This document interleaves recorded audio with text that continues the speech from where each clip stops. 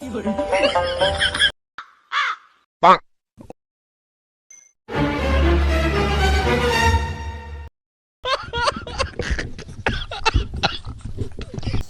সালা আজকে মাল না পাইলে স্ট্রোক করে যাবো আজকে।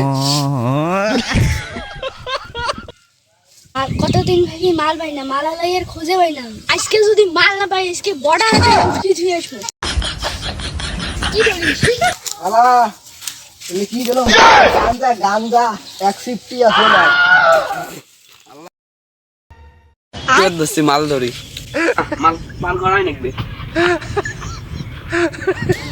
আই সব বরবাদ করে দেব, বরবাদ করে ফেলাবো মাল না পাইলে। কে আমি কি মাল মাংনাই নেই? আই 3 মাসের টাকা বাকি না।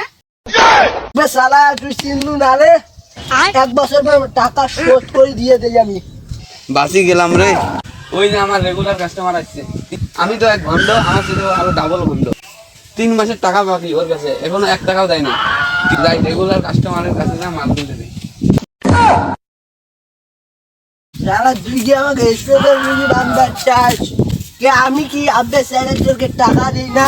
মাল বছর খানেক পর মাল লই আসবো। শালা ফাজিল কথা হাত।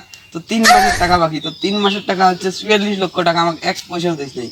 আর আমি ভিক্ষুকের মতো সারা বর্ডার তসনস করি, মাল আনতে পারি না আমি। আরে ভাই, গাঞ্জা ডলি না খেলে শরীরের এনার্জিটা হয় না। আমি কাজ করতে পারি না গাঞ্জা না। ভাই একটা গাঞ্জা ডলি এনার্জি পেলে 44 লক্ষ টাকা দিয়ে দেবো। 44,000। আলসাই মাল যদি মাল না পাই, এখানে তুফান করে ফেলাবো। কোনো কথা শুনবে না, মাল দে। সোনারা থির হও, মাল রেডি।